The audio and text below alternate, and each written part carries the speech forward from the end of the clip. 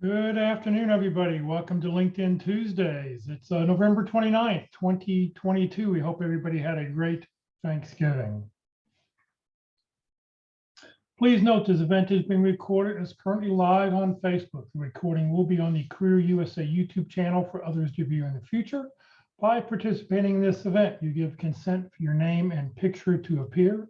Please note that any comments you put in the Zoom chat window will not appear in the recording. If you have any questions throughout the presentation, please, for those on Zoom, just open up the Zoom chat window at the very bottom. You can enter your questions there. Our speaker will take a break throughout the presentation to answer those questions. For those watching on Facebook, thank you for joining us. If you have any questions, just put them into the comment field, and we'll be sure to get those questions answered for you. Also, for those people who are on Zoom, if you'd like to network with everybody else who's out there, who's on the call today, please feel free to put in your contact information and connect with everybody else on LinkedIn. It's a great way to expand your connections. That's what we're all here to do, expand our LinkedIn connections. Well, good afternoon, everybody. My name is Jeff Morris. Back in 2008, just over 14 years ago, I started a website called careerdfw.org, a website to help those who are unemployed in the Dallas-Fort Worth area. In 2012, I started a second website, careerusa.org, to help those around the United States. I have written a book called What I Learned About Your Job Search You May Not Know. It is available on Amazon, or if you see me in person, I always have copies with me. Since 2007, I've been facilitating and leading the North Dallas Plano Career Focus Group. The group's been around since the late 1990s. I took it over in 2007, and I'll tell you about our upcoming program at the end of this session. And since 2017, I've been a member of the practice interview team. Remember, your resume and your LinkedIn profile isn't going to get you a job. What it will do is it will get you a phone call. How well you practice your interviewing skills, that's what's going to get you your next job. So if you'd like to get more information, you can go to dallaspitcrew.com. Well, we have 4 outstanding speakers who talk about LinkedIn. They rotate through on a monthly basis. Today, our speaker is Ruth Lipsky. She's going to talk about how to drive recruiters to your LinkedIn profile. So Ruth, thank you very much for being with us, and I'll turn it over to you. Oh, she's here, but she's not on right now. Hello, Ruth. Hello, Ruth. I'm going to put the music back on. She's on the call. Hello, Ruthie. What's the song? Hello, Ruth. Jeff to Ruth, Jeff to Ruth. Sorry. Oh, that's okay. Oh, you've got a new background up. Okay, very good. Get a new one as often as I can. We're going to be talking today about how we're going to get recruiters more interested in your LinkedIn profile. And this is something that we're seeing much more often than we did in the past, when recruiters quite often were concentrating on the resumes that were coming in response to an ad that they had put out on one of the job boards. But now recruiters are moving to LinkedIn in order to move a lot faster and to find people with the skills that they think are going to be needed in the organization quickly. So LinkedIn now has 2 major purposes. One of them is going to be for when a recruiter has your resume in hand because you applied for a job in the company. They want to know a little bit more about you, and LinkedIn generally has more information than a resume would.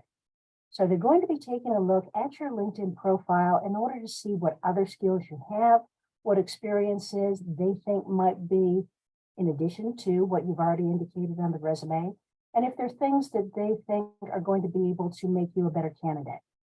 But the other side of LinkedIn is that you need to position yourself so that the recruiters can find you. Over a third of job offers these days are being made by recruiters who don't post the job. They go directly to LinkedIn, put in title, skills, maybe a geographic location, and they come up with all kinds of people who have the skill set, who have the experience for what they're looking for. So this we are going to concentrate on in order to make sure that you're able to get the recruiters to find you and to be able to assess your skills based on the job offer that they have. So the first thing we need to know is that LinkedIn calculates a score for your profile every day.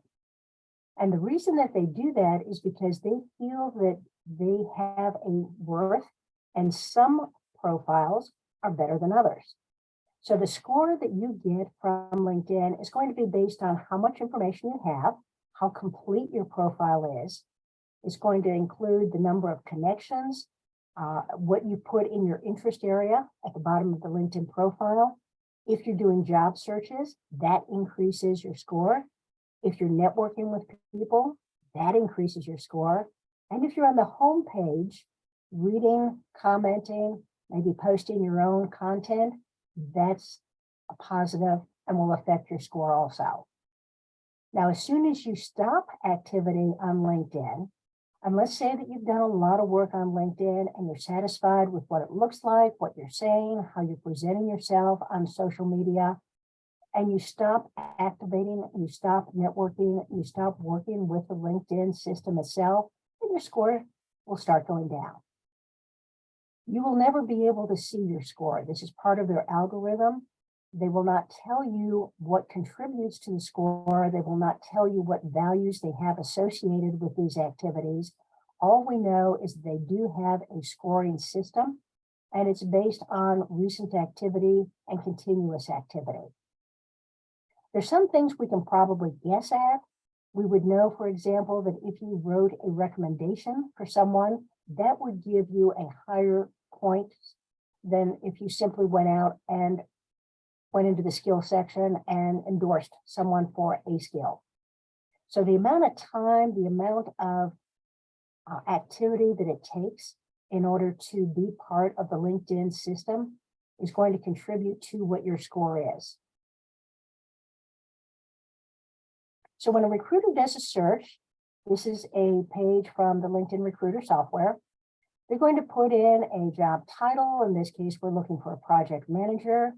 They're going to put in a location, Greater Chicago area, and they're looking for just two skills, business strategy and analytics.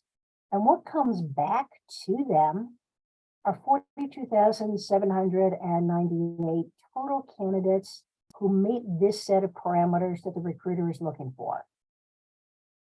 LinkedIn never does anything randomly. So the person at the top of this list, LinkedIn says is the most qualified for this job. Given just this little bit of information, LinkedIn is going to give the recruiter a list of people in the order that LinkedIn feels is the best suited for the requirements that the recruiter has put in so far. And we know that an awful lot of the reason why people come to the top of this list, and recruiters will normally look at maybe the top 100 or so, but the reason they come to the top is because they're active on LinkedIn. They have very complete profiles. They have information in their profile that a recruiter is going to be able to read and understand and be able to assess whether that meets their needs. But LinkedIn has also given the recruiters a couple of different sort features. So when you start off with over 42,000 people, LinkedIn allows them to use the spotlight to look for things that are more specific. So here they are over on this side. If you want to get to the top of the list, you should be open to new opportunities. You don't necessarily need to have that hashtag open to work frame around your picture, but you do need to be open to new opportunities so that the recruiters can see you. You need to have company connections. So if you are interested in working for a company, you need to be able to connect with people within that organization so that you've indicated that you've searched out some folks that might know more about the company. You also need to be engaged in their talent brand. And what that means is that you are following the company on their LinkedIn page. So every company has a LinkedIn page. It's a company page rather than an individual page. And you can go to that page and find out more information about the company, about the people who are there, about the jobs. Some of it's repeated on the company's webpage. but there's a lot of information on the LinkedIn page that's not available elsewhere. And one of the things that you can do on the LinkedIn company page that you can't do anywhere else is you can express an interest in working for that company. And you do that by following the company, and that makes you engaged in their talent brand. What that means is that on your home page, now you're going to see information that that company provides for the rest of the LinkedIn community. So you'll get information about the financials. You'll get information about what they're doing on new products, what they're doing with employee engagement, how they're supporting different charity efforts in the community. So as soon as you follow a company on LinkedIn, then on the homepage, that gives that company access to your homepage so that they can put information there that might make you even more interested in working for that company. Now this one, the likely to respond spotlight, this is another feature that you cannot see, but LinkedIn tracks about you. So in your messaging page on LinkedIn, a recruiter could send a note to you saying, I'm looking for a project manager in the greater Chicago area, and I see you've got skills in business strategy and analytics. Would you be interested in talking to us and starting the interview process? If you ignore that request for an interview, then your likely to respond score goes down. If you respond in any way whatsoever, your likely to respond score goes up. So you should always respond to the recruiters, even if it's, I'm not interested in moving to Chicago, but thank you so much for your interest. If you ever have a job open that is remote, I'd love to talk to you about it. Or it can be more that looks like a lower level job than what I'm looking for, but thanks for the information and the invitation. So one way or another, you need to be able to respond back to them because that likely to respond score is part of the assessment that LinkedIn does on you to determine whether you should be at the top of a list or at the bottom of a list. Now, past applicants, this is only for the companies that LinkedIn has joined with so that LinkedIn can see the applicant tracking system for that company and determine whether there has been additional applications that you've made to that company.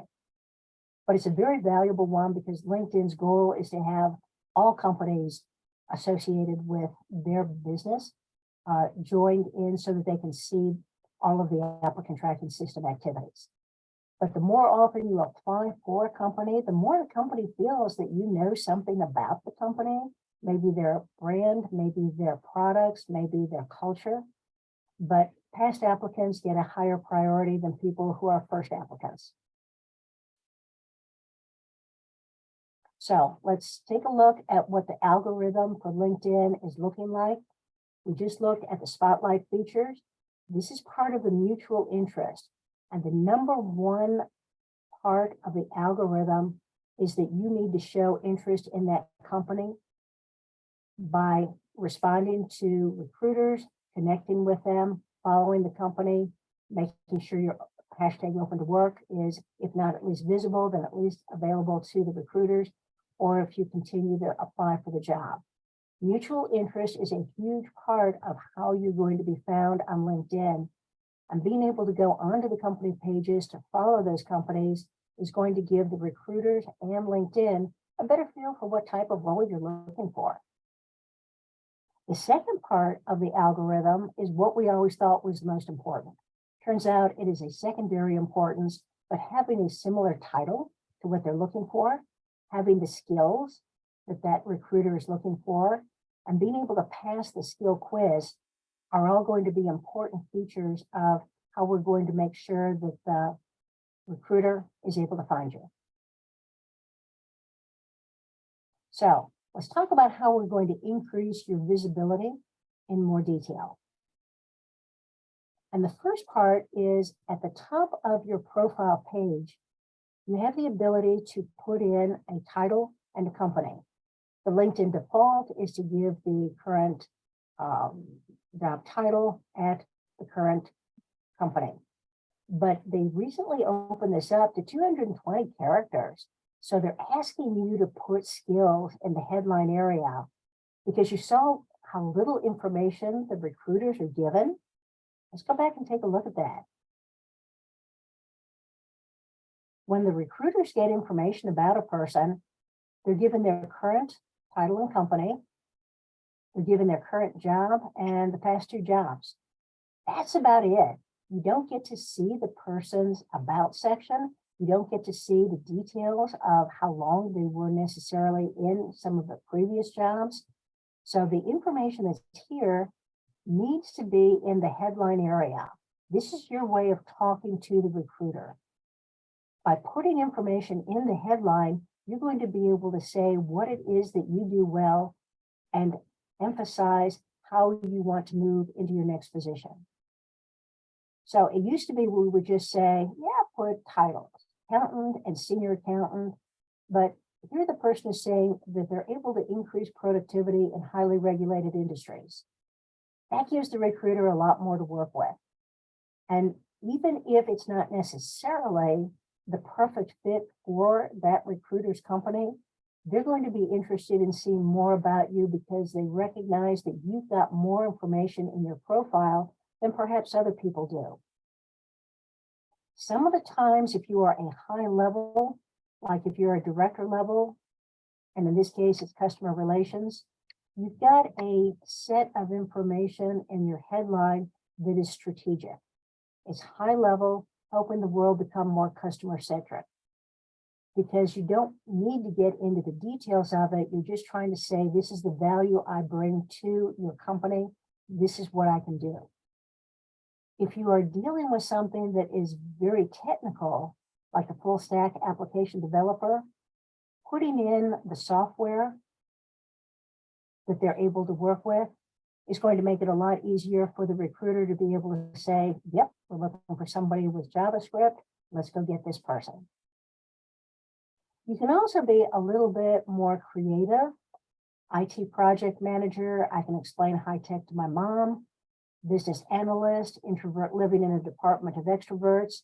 Try not to get too cute, but sometimes being a little bit different is going to be positive because they see that you've got a bit of a sense of humor, that you see that there's something that you're saying that is different from the way other people have said it. So you have 220 characters for your headline area. Put in your value statement, what you can do for the company. It's about the only way you're going to be able to talk to the recruiters and get them involved in your profile. LinkedIn has recently added a skill assessment also.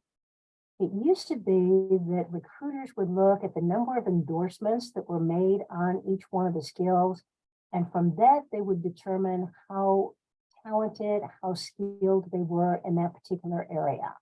Turns out that's not the best way to find people with skills. So they created the skill assessment, the quizzes, and they're in 3 different categories. You can have technical, which is more the programming languages. You can have the business tests, which are the Microsoft Suite and QuickBooks, and the design area. If you have a test that you have taken and you've completed it, LinkedIn is telling us that you are 20% more likely to get hired for a role that requires that skill. So take the test. They're generally going to be 15 to 20 questions. They are all going to be multiple choice. It is a timed test, so you have to do it in one session. You can't get out of it and come back. To pass the test, you need a 70% or better. And when you get a 70% or better, you get a badge. Looks like just a little check mark on a board. But it's very visible when a recruiter is taking a look or a hiring manager is taking a look at your skill set. It is only valid for 12 months. The intent here is that after a year, there are probably new features that have been added to this, and they want to make sure that you are competent in the latest versions of whatever you're taking the test on. If you don't pass the test, if you don't get a 70%, then You can't take the test until 3 months have passed. Nobody sees that you have failed the test. That's not collected, that's not visible to anybody, but you would be able to take the test later on, after a couple of months. Now, when you do take the test, or back into the LinkedIn Recruiter software, one of the things that recruiters are able to do is that when they say that they have skills that they're looking for, here there are 3 different skills that have tests associated with them. So JavaScript, Swift, and Ruby on Rails are all technical programming languages that have a test associated with them. And the recruiter is able to say, I want to see the people and I want to prioritize the people who have passed at least one of these skill tests. So the person at the top of their list, out of, in this case, there are over 1,000 candidates, there's a check mark by JavaScript and Ruby on Rails. So they passed 2 out of the 3 programming skills that they're looking for. And you can go down and take a look at the ones that the other folks have taken too. So if you have a technical background and if you feel that that's going to be a key for your next job, then by all means, take the test. It doesn't hurt to take it because nobody sees if you don't pass it.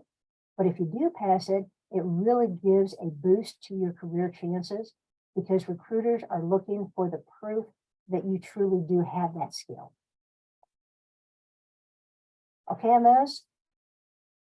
We can ask questions as we go along.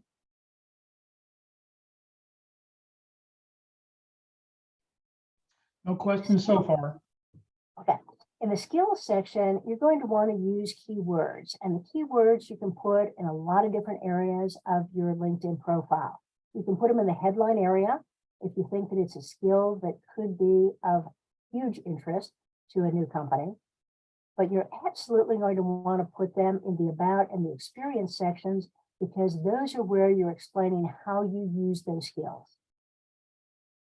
The skills that are still most needed, the hard skills, definitely, if you have those, you will have put them in your profile because they're part of who you are and what you've been doing with the company. But take a look at the soft skills that recruiters are looking for these days. Creativity, persuasion, collaboration, adaptability, and emotional intelligence.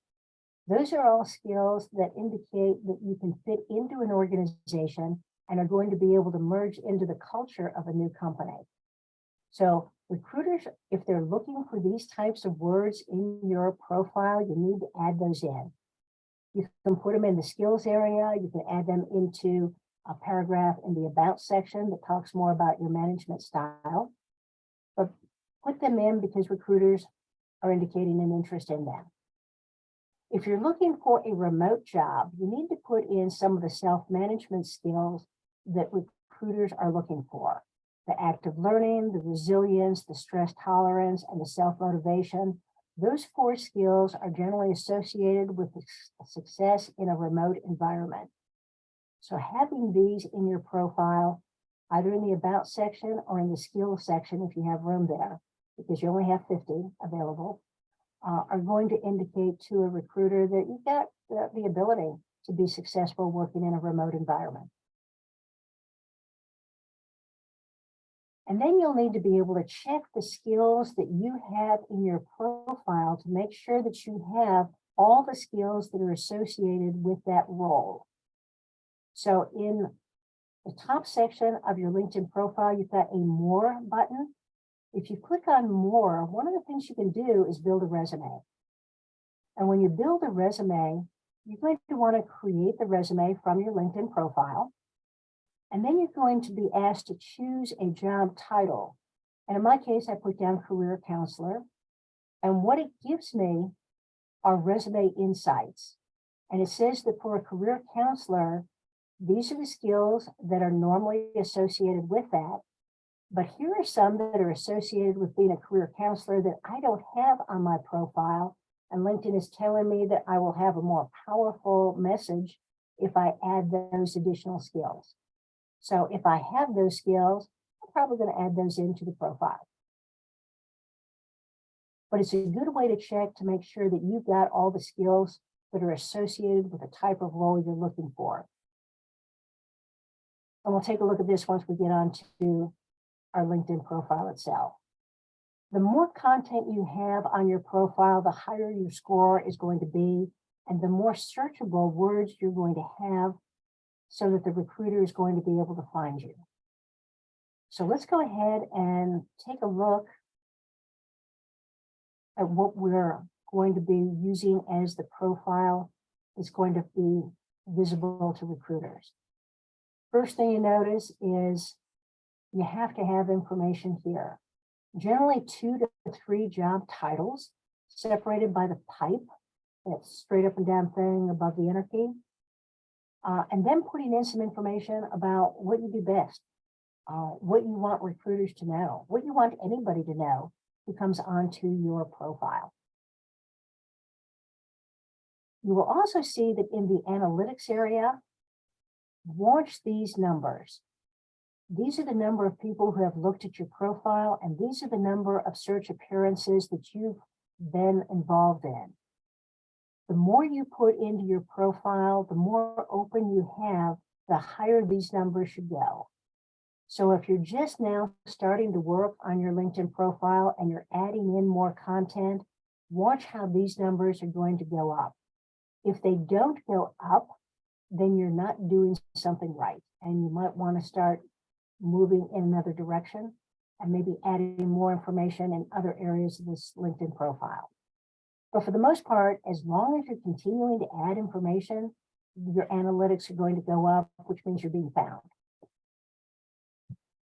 In the About section, make sure this is readable.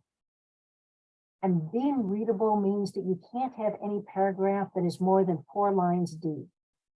If it's more than 4 lines deep, it becomes a wall of words, and a recruiter and a hiring manager will not read dense paragraphs. So lay it out so that it's readable and that it gives the information that you think is going to be important. Putting your contact information is in the About section is going to be important. I like it at the bottom. Some people like it at the top. I think the top needs to be the area where you grab the attention of somebody who's on your profile. And if they're interested enough, they'll find it.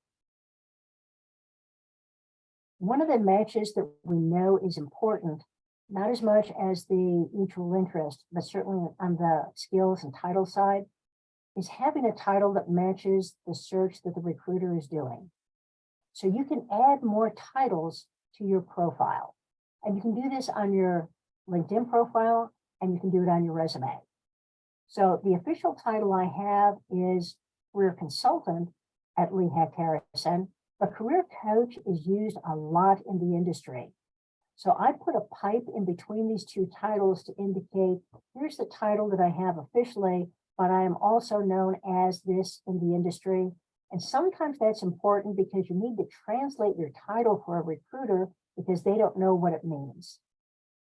And if you're looking for a job that has a different title than what you have, then you need to have in this additional information in the title area so recruiters know what you do, how you did it. The other thing you're going to want to do in the title area is that you're going to be taking a look at what your title was, but in parentheses, you can put information on what exactly you did. So although I was in the training and development team, all of my time really was spent in moving our written classroom material into e-learning and remote learning. So I put in titles for instructional designer and e-learning developer because I did enough work as this title that would allow me to move into those fields. So sometimes you need to put in more information about what other titles you think would be appropriately describe what you did in that role.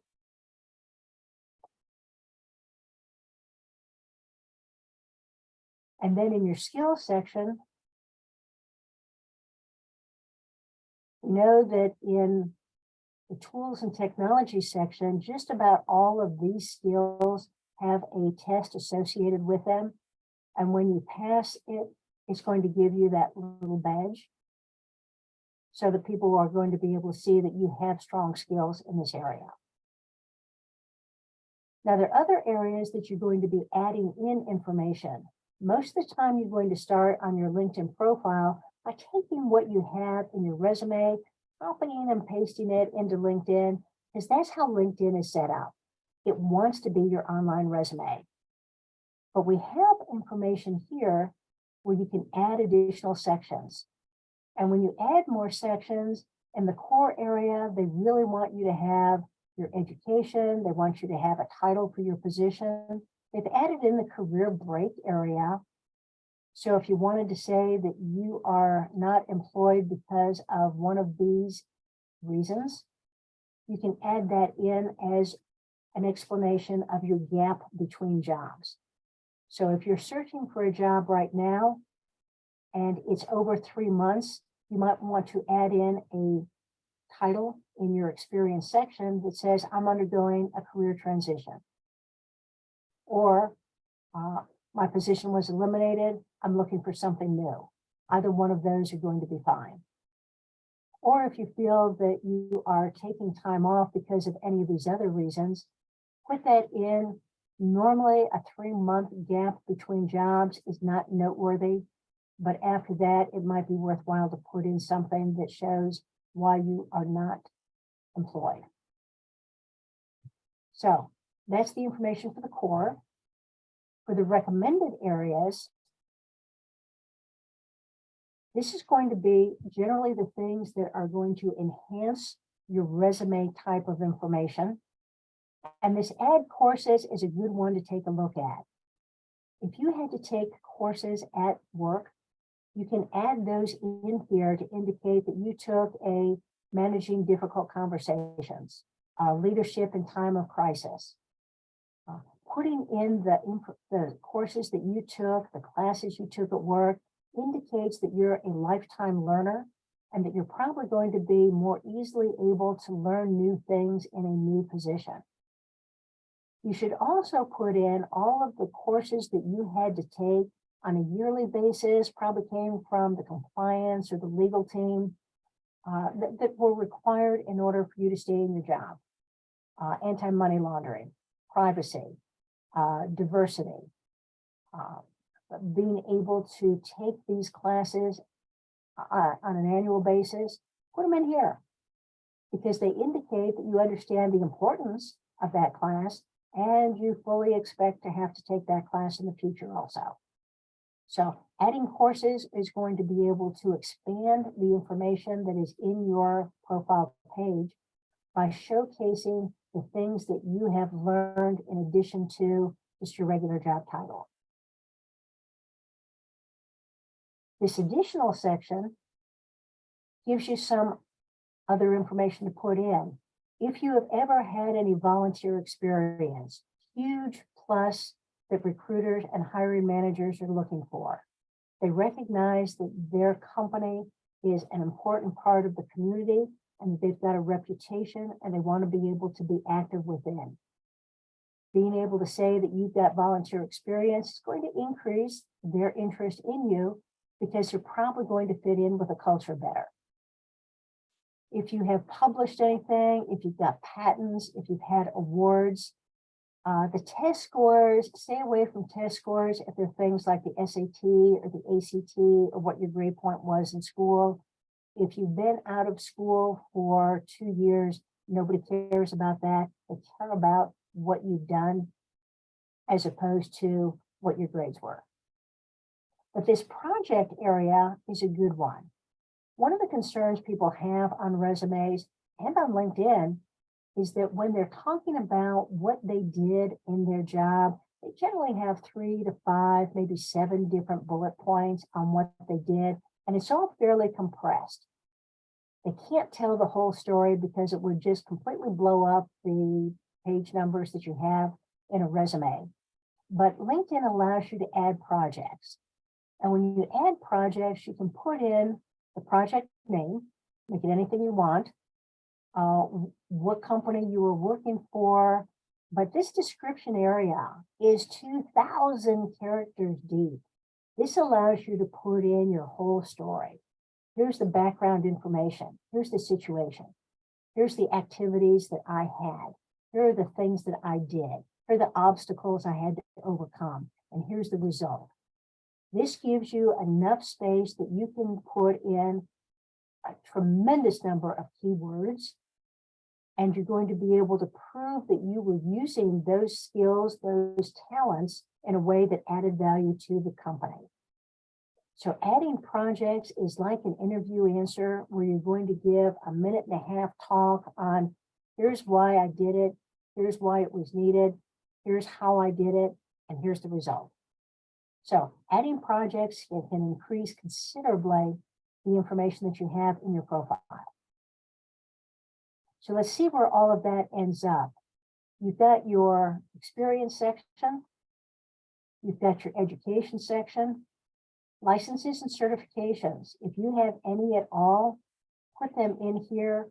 You may have them in your experience section, you may have them in your about section, but also put them into this category, because this category apparently has a higher search value than if you put it elsewhere in your profile.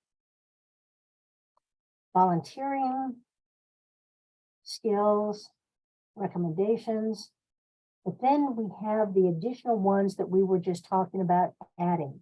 Courses, these are the courses I have to take every year through my company.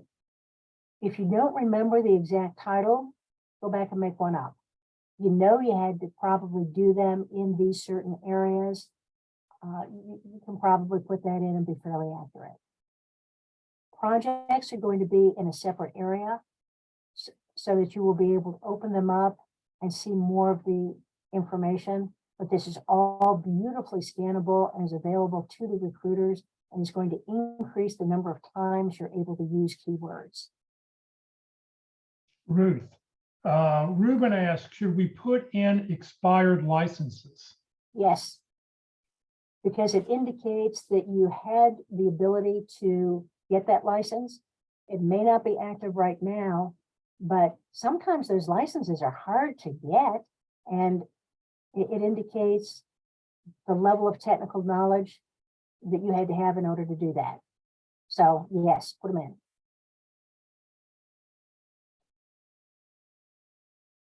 And let's go back into the section where we were talking about making sure you've got the right skills.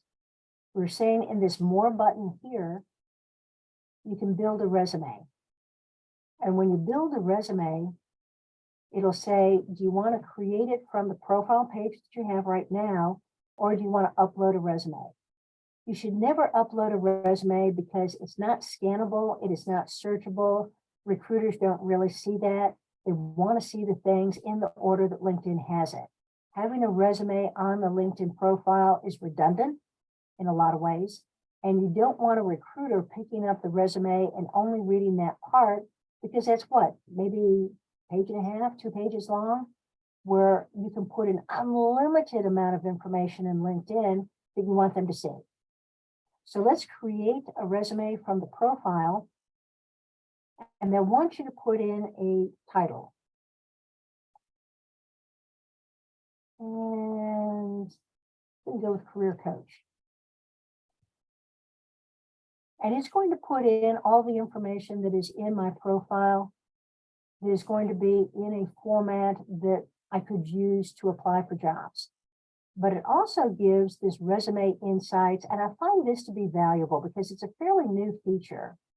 But it's telling me that these are the skills that you would expect to see in a career coach. And here are some skills that you also expect to see in a career coach, but I don't have them in my profile. I can go in and take a look and see if these are things that I need to add in to become more valuable, more searchable. At this point, I'm not going to do it, but you should be taking a look at this because it's a valuable way of seeing, do I have all the skills that are needed?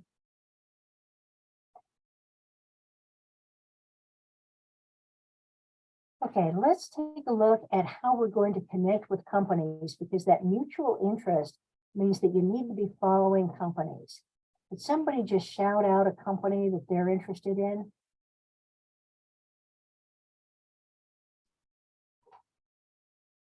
You can unmute your mic and hold down the space bar if you like and let us know a company, or if you want to type it in the chat window, you can type it in the chat window. Paychex.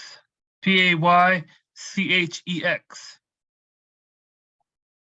Paychecks, there it is. Whoops. Whenever you're in LinkedIn, you're going to be given an option here. And you're just going to check, click the one that you really want. So there's Paychecks. You can follow it immediately. It's good to view the page first. So let's view the page, and you're going to click the blue follow button. That's going to put Paychecks into your LinkedIn profile in the interest area. And the interest area is the one at the very bottom. So in the interest area here, it's going to say who you're following, what companies you're following, what groups, what schools. It'll be added in to this section of your interest area as another company that you're interested in, you're following, you want to hear more information about that. So on here, as soon as I hit follow, it's going to be added into my profile. But there are other things that we're going to be doing on here, and you see that they've got some tabs, and one of them is jobs. When you click on jobs, it could take you to the company page on the web that has their whole career page, but you want to create a job alert. And when you create a job alert, you're going to put in the title that you're looking for, and each company is able to put in what types of titles they're going to want. So here I'll take a project delivery manager from their list, and I'm going to put it in the Dallas-Fort Worth Metroplex. When I create a job alert, that means that anytime that a recruiter posts a job on LinkedIn that deals with that title, LinkedIn is going to take a look at everybody's profile that has created a job alert, and is going to push back to the recruiter all of the profiles that match those job requirements that they just posted. And recruiters are going to take a shortcut whenever possible. If they just posted a job and LinkedIn says, here are 5 people who are interested in your company and are interested in this type of job and who have a LinkedIn profile that includes this information, the recruiter's going to go to those 5 profiles and take a closer look at those people. So creating a job alert for each company that you're interested in is going to go beyond the normal mutual interest of follow, but it's going to show extreme interest when you've got a job alert for the company. Now be aware that LinkedIn will only allow you to have 20 job alerts, and some of them you're probably going to want to use in your jobs tab. So don't try and create too many of them. Use them sparingly, but it's a good feature to have.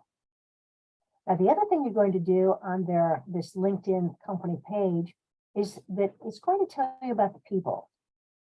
And in the people area, it's going to tell you about the 16,221 employees who are currently employed at this company and who have a LinkedIn profile. It'll give you information about where they live and where they studied. Let's show more right here, so that you've got a little bit of information about these people. If you click on this next button, it gives you 2 new columns. One is what they do and what they're skilled at. What they do tells you what department they work in. So if you're interested in getting into the sales department for this company, you've narrowed it down to 4,546 people. Not much of a narrow down, but it is a little bit closer. If you click next again, then it's going to give you your last 2 columns, what they studied, but how you're connected. So if you click on any of these, am I connected to anybody? Yeah, I am. And it gives you the opportunity.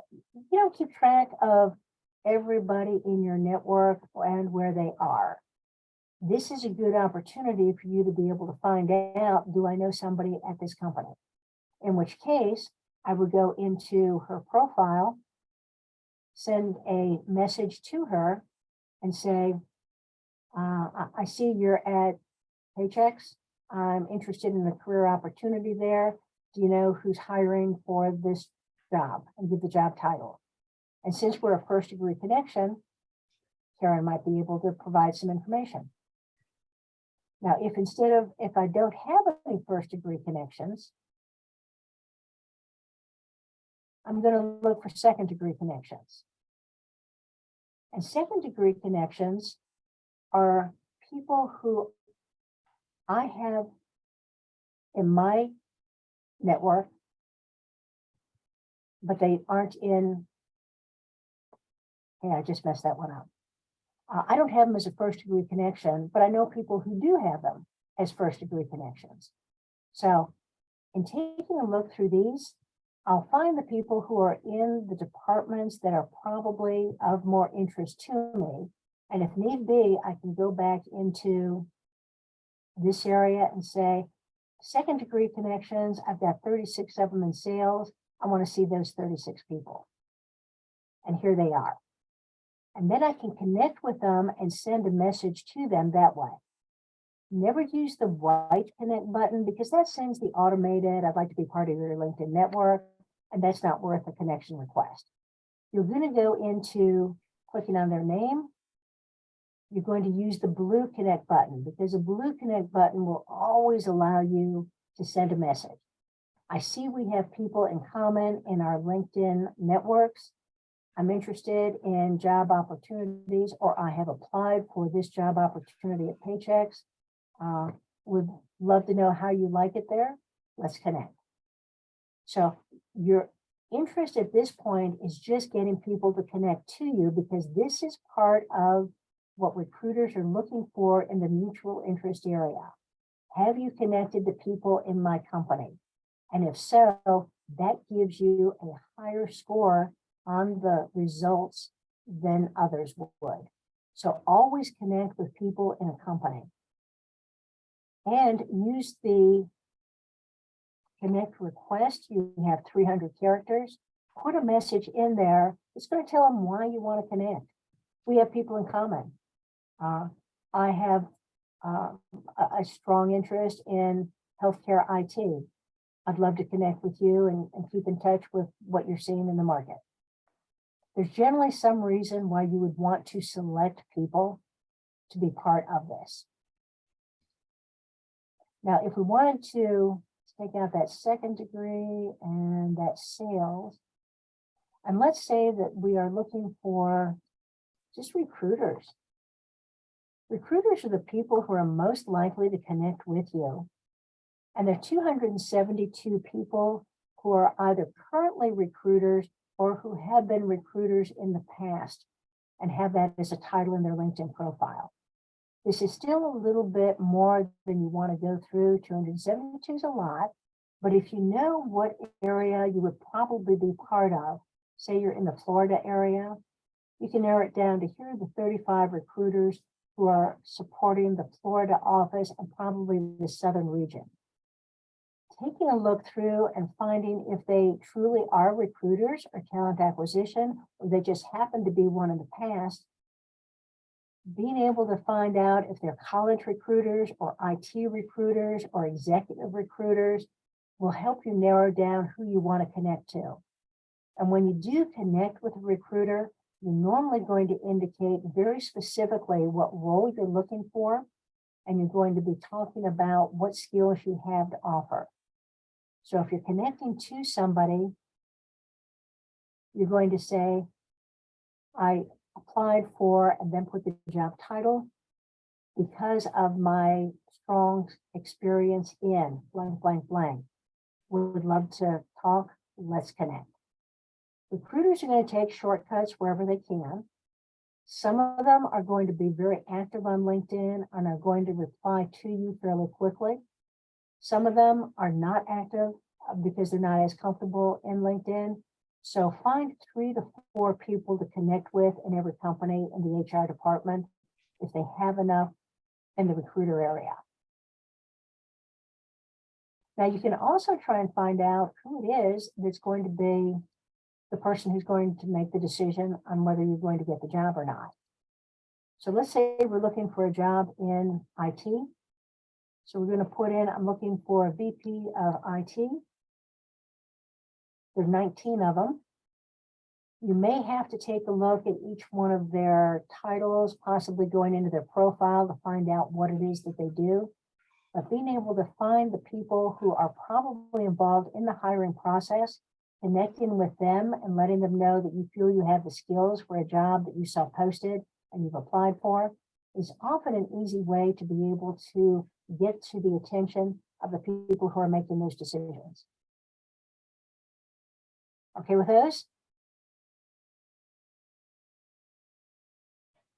Okay, now let's take a look at universities and colleges. If you could tell me a school that you went to or a school that you're associated with.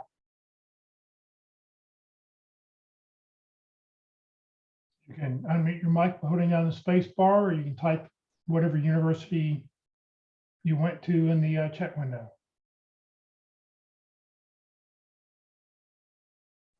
Okay, Texas A&M. Okay, let's go.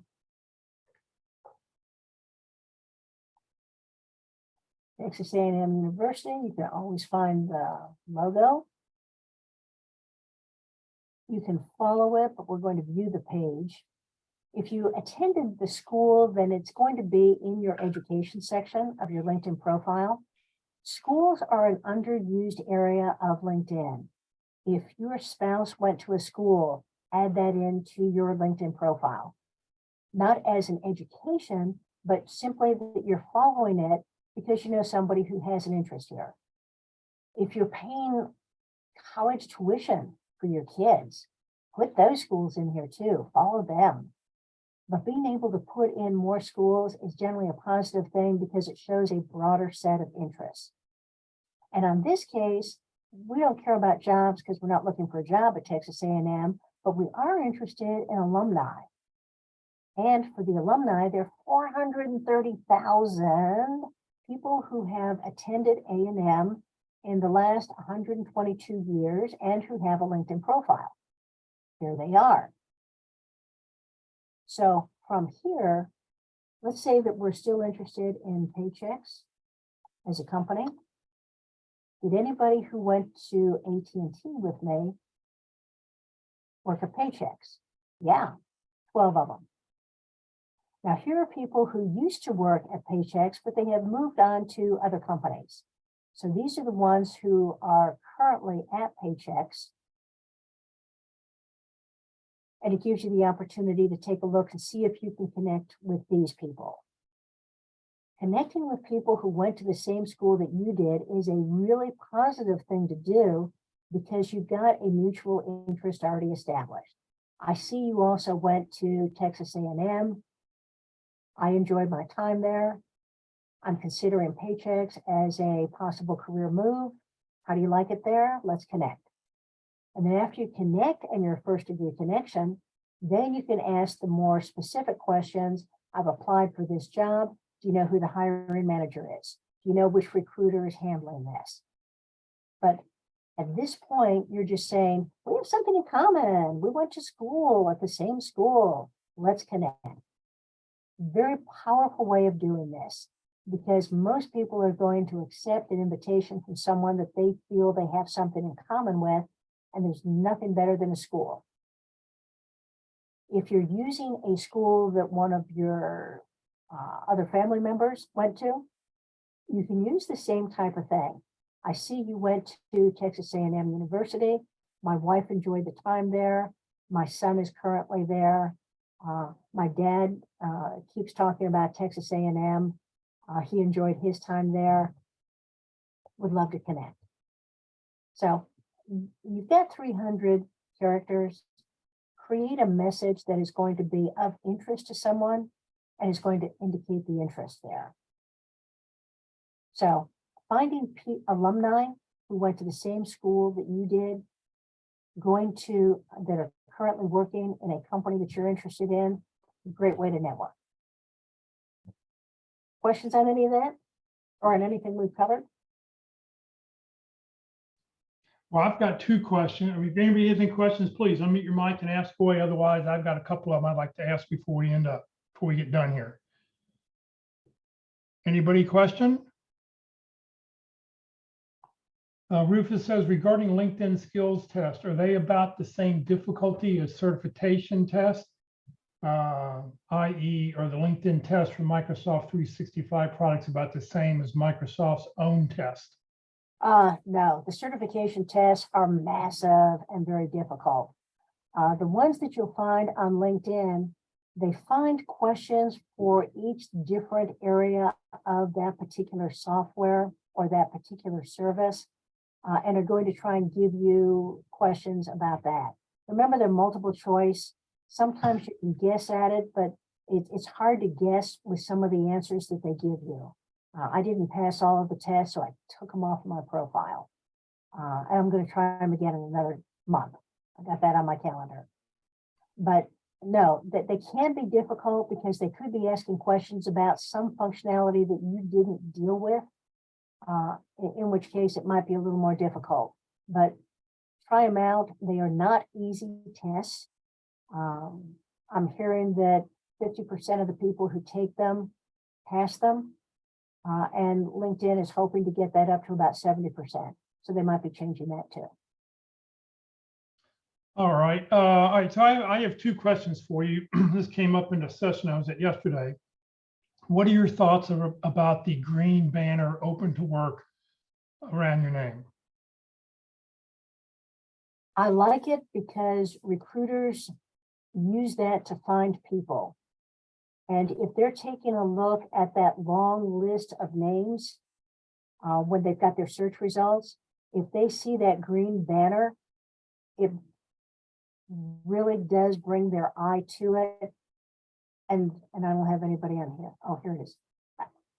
They look for that green banner. That's one of the reasons that the green banner is so prominent by LinkedIn. They're trying to take the stigma out of being unemployed, and they're trying to make it as a business transaction of, I'm looking for another job. If you know of anything, I'm available. And for recruiters, I'm available more quickly than somebody who's already employed. And recruiters like that.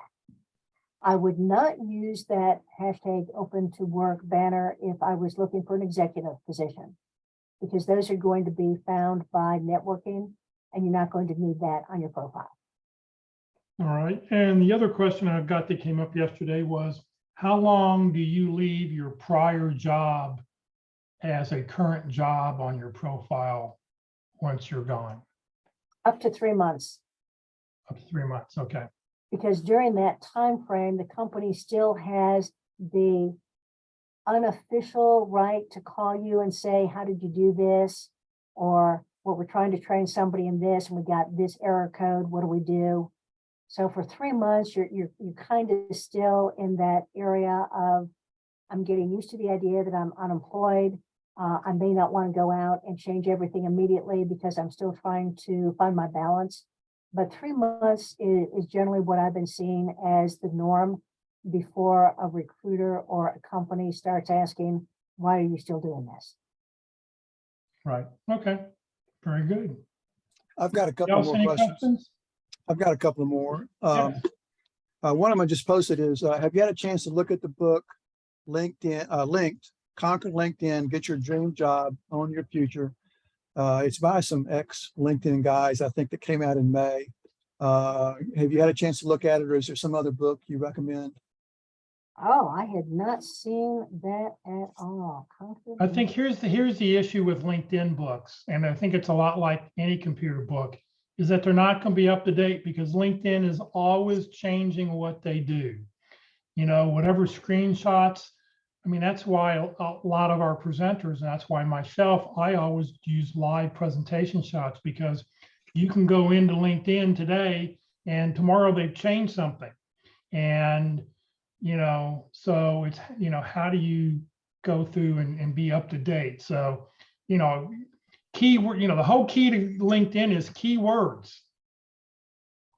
Yeah, they talk about that in the book. I'm hoping it's somewhat up to date since it's this year, but I'm just interested in what you thought about it.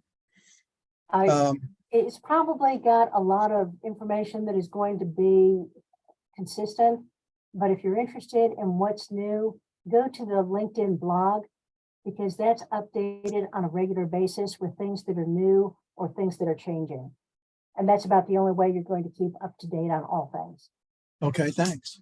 Mhm. And then I had another question, and that is, you mentioned doing a job alert for one company, for example, Paychecks.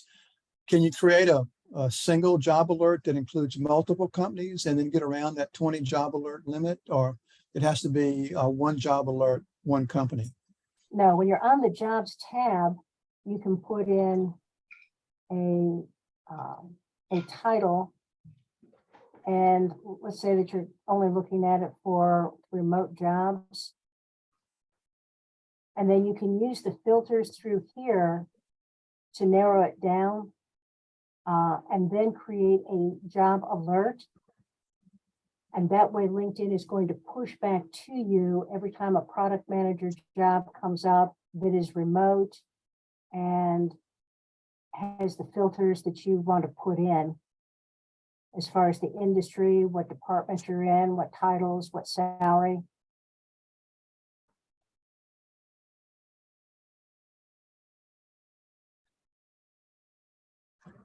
And then when you set the job alert, that's one of the alerts that counts as one, but then you can change any one of these filters to give additional ways of looking for all companies. Just find me these types of roles.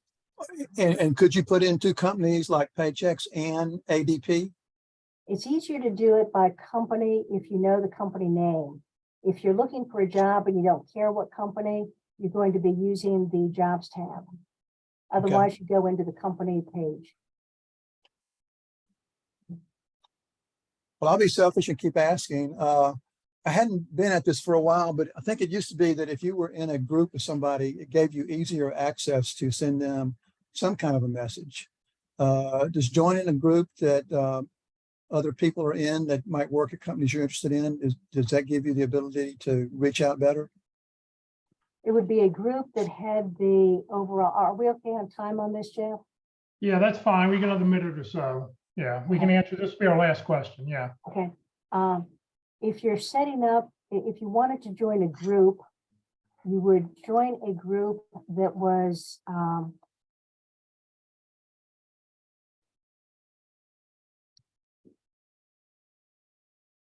dealing with the type of role that you are in. So it's not going to be a group, it's not going to be a particular company, but you're going to go into groups. So if I'm looking for groups that deal with project managers, project management, here are the ones on LinkedIn. There are over 2,000 of them. You would take a look at some of those and decide if it's a fit for what you're looking for, and you can ask to join. Every group has a gatekeeper and will not allow you to join unless your profile indicates that you've got the qualifications to be in this group. And once you join it, then in this case, you've got 1,000 members or 1 million members. You can send messages to people within the group free. So that does expand out the number of people that you're able to talk to without having to pay LinkedIn Premium and get your 20 messages a month from them. Great. Thank you. This was great. All righty, Ruth, thank you very, very much. That's our time today. We've gone a little bit over what we normally do. If you like to connect with Ruth, here's her profile. You're welcome to do so. Just send her that personal note. Remember, send her that personal note. Very, very, very important. I need everybody to please raise your right hand and repeat after me. I, Jeff Morris, promise to always send a personal note whenever I send a LinkedIn request to connect with anyone. This includes when I use my cell phone or my computer. As Ruth said at the very beginning, you always want to, you never want to use a white connect button. You want to use you always want to use the blue connect button, because that's how you're going to be able to connect with other people and send that personal note. Career to FW, Career USA, we're putting on training 4 days a week. Please join us tomorrow for Interviewing Wednesday. How to shorten your job search through informational interviews. That'll be tomorrow at 1 o'clock Central. Then this Thursday, we'll do effective resumes. We'll talk about best practices for effective resumes. And if one or two people want to share their resumes, we'll be able to look at those online and let people, we'll do some evaluations. This Friday at the North Dallas Plano Career Focus Group meeting, we're going to do open forum. We'll talk about whatever question is you have about your job search, resumes, LinkedIn, interviewing, networking, odd interview questions, whatever it is you want to talk about. We'll be glad to do that this Friday morning. We do meet in person, so if you'd like to join us in person, you can do so, or you'll be able to join us on Zoom or Facebook. If you'd like to join the Career DFW or Career USA LinkedIn groups, you're welcome to join one or both. You do not need to live in the Dallas-Fort Worth area to join the Career DFW group. I just happen to start each one of those groups when I started the websites. This session has been recorded. It will be on the Career DFW Facebook page and the Career USA YouTube channel. On the Career USA YouTube channel, click on playlist. Otherwise, there's over 400 videos there you'll have to go look through. But if you click on playlist, there's only 7 different playlists. You can go through and find the playlist that you're interested in. If this case is on LinkedIn, down below where it says view full playlist, click there. It'll take you to a list of all the different in chronological order, the dates and topics, and you can find the one that you'd like to go back and watch. If you're not receiving emails about our workshops, please join the Career USA mailing list. Just send an email to Career USA, +, subscribe at groups.io. You'll never be spam, but what you will get is the topic of the day, the title of the day, and most importantly, the Zoom link of the day. So please just send us an email and we will get you on our mailing list. Just a reminder, Career DFW, we're a 501c3 nonprofit organization. We have no full or part-time employees. All of our speakers are volunteers. I'm a volunteer. Everything I've done over the last 14 years has just been to help you land your next great opportunity. Please consider making a donation when you get your next job. So thank you everybody for joining us every day today, and hopefully we'll see you later in the week.